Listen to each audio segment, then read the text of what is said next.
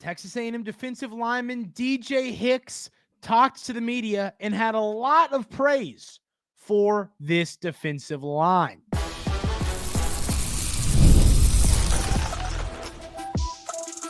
You are Locked On Aggies, your daily podcast on the Texas A&M Aggies, part of the Locked On Podcast Network, your team every day.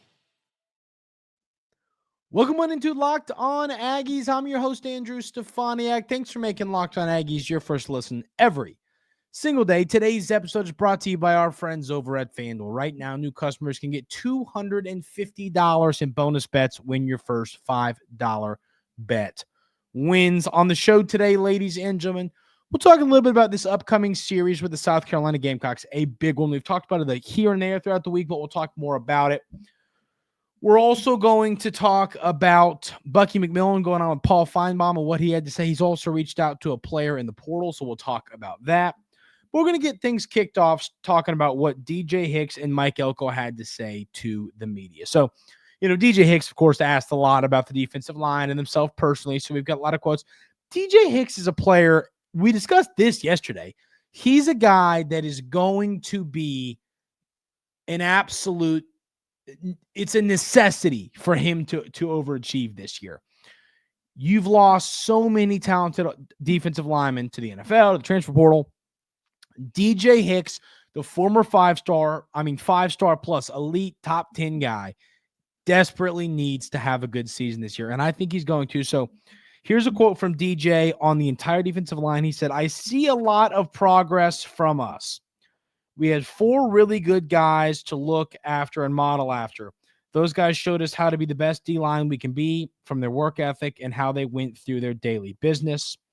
He also went on to say, "We're going to make a big step up this year." I mean, the defensive line, it's funny. I mean, those of you every day here Locked On Aggies know that I am big on the defensive line at Texas A&M, I refuse to ever believe it's not going to be good. I think that's the reality.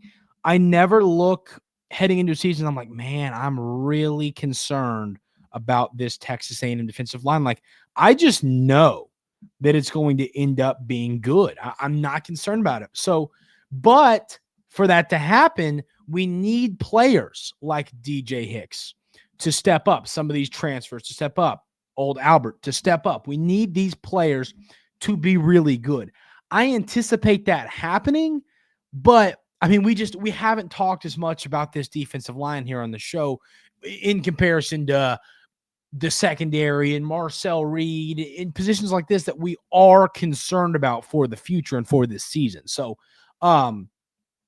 that's what DJ Hicks had to say about the defensive line as a whole. And then when he was asked about himself as a player, he said, "Last spring, I was 290 pounds. I felt like I was a little bit too small. Gaining a little bit of weight, it's helping me hold the point a little bit better and take on double teams a little bit better." So, I mean, when you're, kind of on the interior of the defensive line, you've got to be able to take on those double teams, because when they are running a run play, the goal of the offensive line, the guard and the center, are doubling up to a linebacker. If you can take on a double team, it makes it really easy for linebackers to make tackles.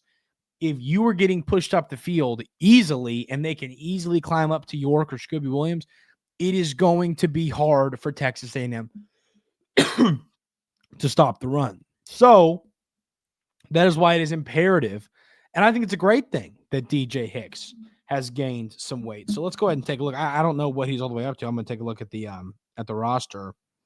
And, I'm hoping, I think 310 is probably a good weight for him. Like, we're talking about a muscle too. I don't want him eating double cheeseburgers all day. But so this has him listed at 310. That's hilarious. Sweet. There you go. So put on 20 pounds from this time last year. And once again, that is 20 pounds of muscle. That is not 20 pounds of pepperoni pizza. And that's going to be huge for him, because I think 6'5", 290, 310 is a good playing weight for him. I'm cool with that playing weight. I think that's going to suit him really well. I don't think he's going to have any trouble at all playing at 310. I think that's honestly, I think he could even go up to 315 and I'd be cool with it. I think anything above there, I'd be, because he's such an athletic specimen when it comes to speed. You don't want to put him at 325 where he's losing some of that. You want him to be at a weight where he's not going to get pushed around by double teams, but he's also fast enough to get after the quarterback on pass plays. And that's the perfect weight he's at right now. So that's great to hear. And then we heard from Coach Elko. We heard a lot from him. So got some quotes here. He said, 9 practices in, so far so good. Happy with the progress. Excited to see where we're at. We just have to keep going and keep getting better. That's a little bit coach speaky there. He talked about players staying and developing. If you look at the teams that are successful, it's a lot more of that than anybody writes about. It's a testament to where we had gotten to D-line culture too. It just became a place where if you're a really talented defensive lineman, you come here, go to work, play with some really talented players, and you'll get the opportunity to go where you want to go. And, that's why, once again, I am very happy that a player like DJ Hicks, we need to all be thankful that DJ Hicks stuck around. I mean, as talented as he is, knowing that, his freshman year, he didn't get a ton of run. And then last year, he gets a pretty good amount of snaps, but still not what he probably would be given at a lot of other places, even some other SEC schools. But once again, that's what Coach Elko's saying here. That's just how good we are on the defensive line historically. If you want to play at the NFL, you come to Texas A&M, you sit behind some great players for a little while, and then it's your turn, and then you turn into a great player at the next level. So credit to DJ Hicks in this new world of college football of everybody hitting the portal and leaving. I mean, he could have gone anywhere. He could have gone to Bama or LSU or Georgia or Ole Miss, Oregon. He could have gone anywhere he wanted to go, right? But he stays at Texas A&M, and it's going to pay dividends this year, and that's why I think he's got a shot to be a day 2 pick if he puts together a damn good season this year. Coach Elko says, I'm confident, but it's the middle of the spring. I'm confident that we are making the next step. I'm confident that we will get there. He goes on to say there's progress. There's always progress. We're moving in the right direction. I'm happy with how we're working. I'm happy with where we're going. I'm happy with development and improvement. We just have to keep going. And I like hearing that he's happy with the development. I mean, development is so important in college football. And I mean, it does seem like some programs are taking Ole Miss is a great example. They don't care about that because they're just going to go get a whole new team in the portal. Development is an important part of successful seasons in college football, even in today's day and age. Yes, you have to have a healthy balance of developing your talent you recruited and filling holes with the portal. And Coach Elko has found that. He said, on the possibility of joint practice in college football, it's extremely challenging in college football to do things like that. One, it's wild that nobody is discussing class. I'm not sure how you can do a joint practice for a week somewhere while your kids are in class, and I would have a heck of a time trying to convince our kids to go to Lubbock or Waco while they're on spring break. That's no disrespect to those cities.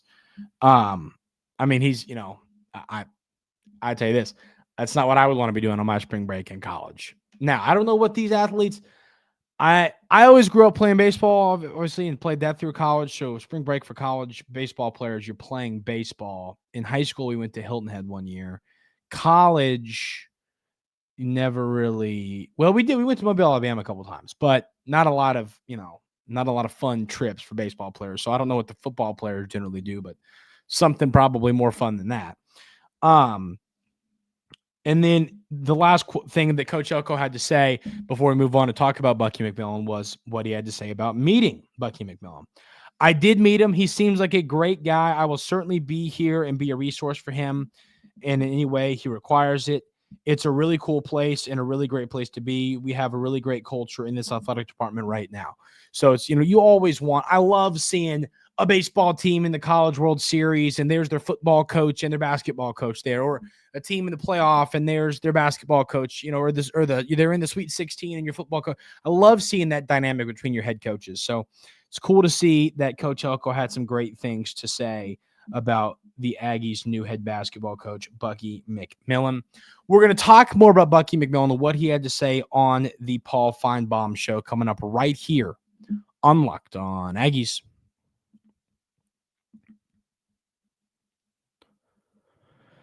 But first, I want to tell you about our friends over at FanDuel. The NBA playoffs are almost here, and FanDuel is giving new customers an incredible way to get in on the action right now. When you join FanDuel and place your first $5 bet, you'll get $250 in bonus bets if your bet wins. I love how FanDuel makes betting so easy, whether you're into picking your favorite team or doing the player props. From three-pointers, steals to assists, FanDuel has so many ways to bet your favorite player props. Plus, after the game tips off, you can even combine live prop bets into same-game parlays for a chance to win big. So, me personally, of course, the Masters just got kicked off. I went with Bryson DeChambeau. I think he might get the green jacket this year. I put $20 on DeChambeau over on FanDuel. I think to win like $380 with the $20 back. So, fingers crossed for that. Hey, he doesn't tee off another. Well, you won't be seeing it, but hey, hopefully he has a good day and go bet on DeChambeau and ride it with me. So there you go. But yeah, go on over to our friends over at FanDuel. Don't miss out. Head to FanDuel.com and claim your $250 in bonus bets today. So Bucky McMillan, of course, went on the Paul Feinbaum show, and we talked about Paul Feinbaum when it came to the hire of Bucky McMillan because he had a lot of great things to say about Bucky McMillan. So on the show, Coach McMillan said, I haven't slept much at all. I laughed when Coach Cal said he met with the team and there was no team last year. We have one player on the roster. We're going to put our best foot forward. So, I mean, right now, and that's why I tell, folks when they ask me about the McMillan hire, I say, listen, I think it's a great hire, but like Cal going, I mean, the SEC coaching changes we saw, Cal going over to Arkansas, Mark Pope going to Kentucky. It's Kentucky. They're going to be able to recruit, and a coach that was at BYU had some proven success. They're going to be able to recruit some basketball players. Coach Cal's historic coach, one of the best recruiters in college basketball history. He was going to be able to get great players over to Arkansas. That's why both those teams made the Sweet 16. It will not be that easy this year for Bucky McMillan. Now, you talk about like Mark Byington over at Vandy. I forget where he came from. I don't remember if it was – I don't remember where he came from, to be brutally honest with you. But Vandy's coach did a heck of a job this year. And let's look up where he came from because now I'm curious. Mark, because if he came from a smaller school, he's a great example of what we're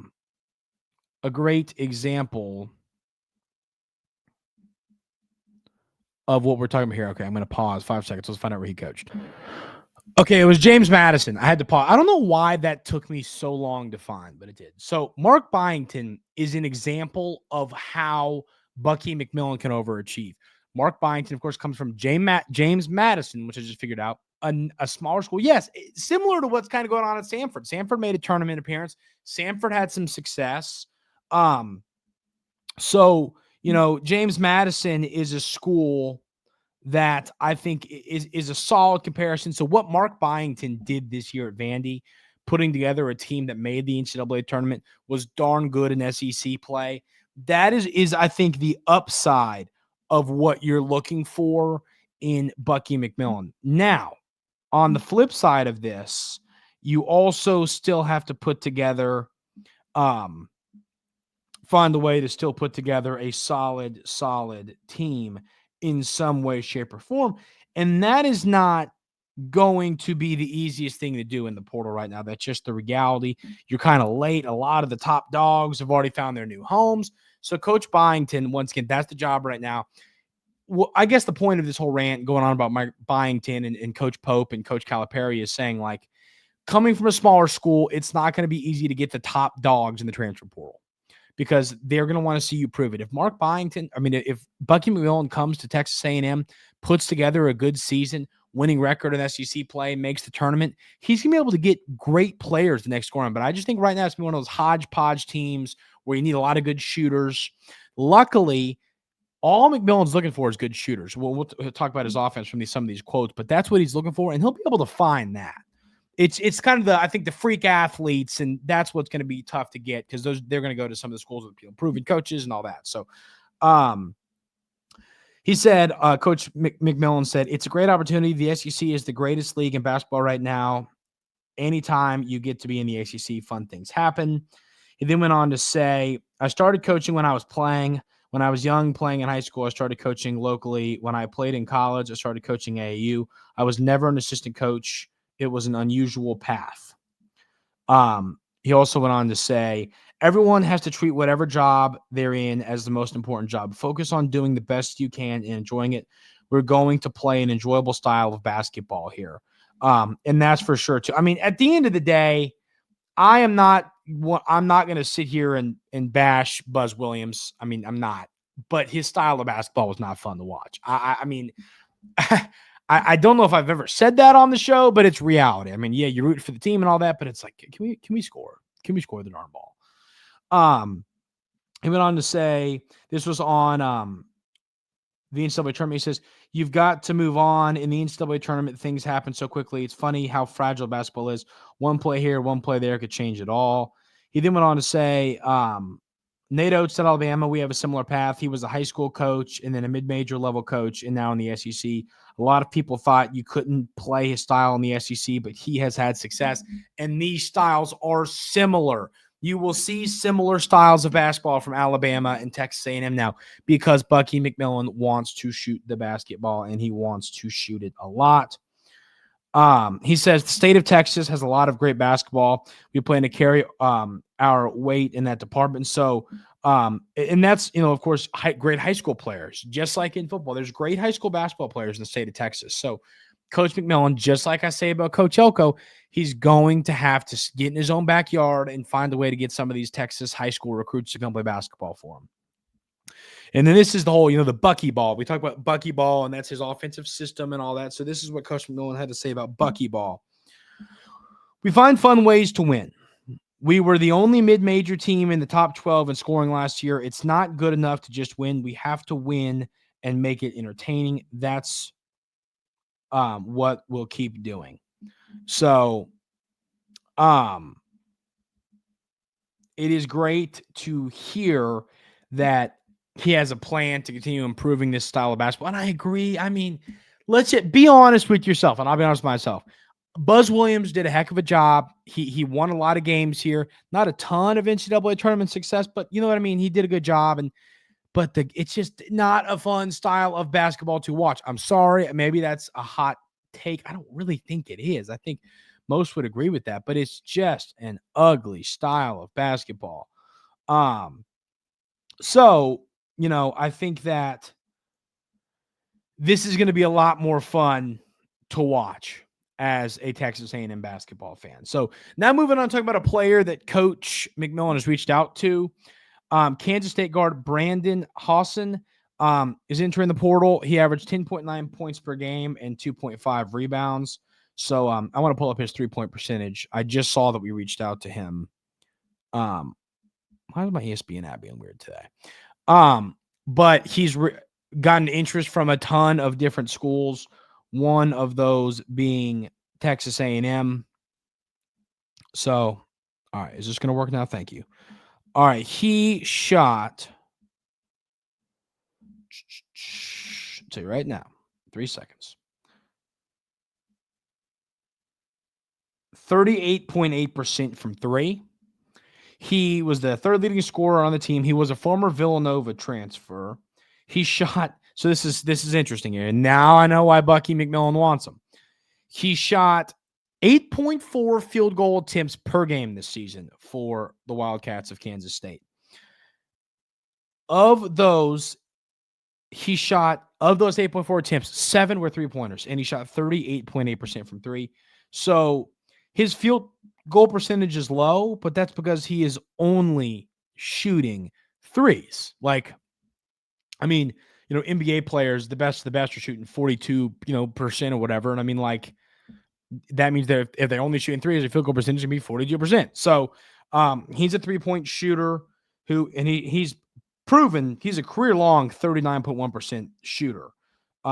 So I anticipate him being a great shooter wherever he lands. But yeah, Texas A&M is one of the schools that's reached out, as well as Gonzaga, Virginia, Kansas, Illinois, Tennessee, Virginia Tech, Ole Miss, Cincinnati, Missouri, Iowa, Oklahoma, Texas, Texas A&M, LSU, SMU, DePaul, Maryland, Georgetown, TCU, and Minnesota. So this is a name to pay attention to for the Aggies. We are going to move on and talk a little bit about this upcoming baseball series against South Carolina Gamecocks, and we will do that coming up right here on Locked On Aggies.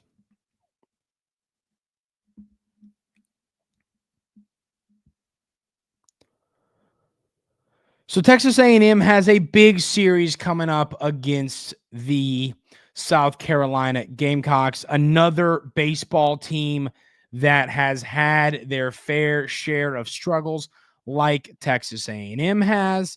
But I think that you're going to see the Aggies stack what's the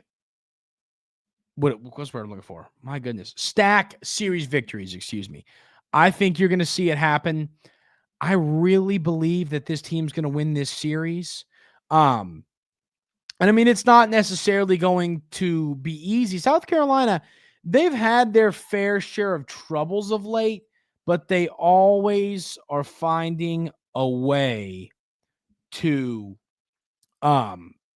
be successful in some capacity. So it's going to be interesting to see what happens with this series. But I mean, you need Lampkin and Prager. You need your guys to come out and shove. I mean, we have gotten the beginning of the year, the offense was the struggle. And while it's not, there's still been games like the first game against Tennessee. It's gotten better over the last 3 games. Sorrell being healthy and hitting the ball well plays a big role into that. But you need your pitching staff hasn't had the best couple outings, especially your Friday and Saturday guy. Well, Thursday and Friday guy, I guess, this week.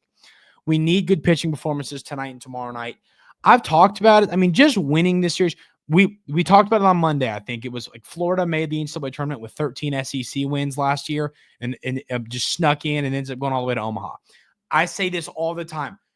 The SEC in baseball, to me, is the best league in any sport in the world. I think it's and when I say league, I'm not saying it's better than the NBA. I'm saying that like it is the SEC is better in baseball, is better than any other sport in any other league in any other, you know what I mean? It's dominant. It is literally, they just breed MLB players. That's what they're doing in the SEC. So that's why I always say, if you can just get out of into the postseason, if you can just get into the postseason, every SEC team, top to bottom, except for like Missouri, is capable of making a run. And I really believe that. I don't even think it's like a debatable thing. It's just reality.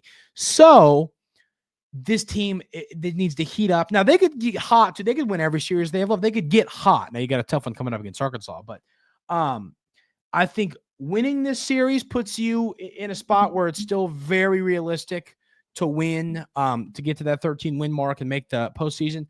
But if you sweep it, it would help a lot. Now, you give an example. Ole Miss, when they won it a couple years ago, they were the last team, literally the last team into the field.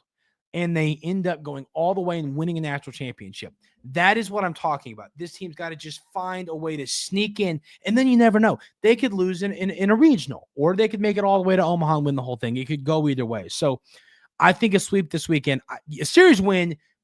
If you don't win this series, I just think it's going to become way too hard to do this, to get to those 13 wins. If you win this series, you got a shot. If you sweep it, I think that there is absolutely no question that they have a great shot to get themselves there. So that is going to do it for today's episode of Locked On Aggies. Thank you all so much for being here every single day. I really, really do appreciate it. Hope everyone has a great rest of their Thursday. We'll see you tomorrow, Friday, last day before the weekend, right here on Locked On Aggies.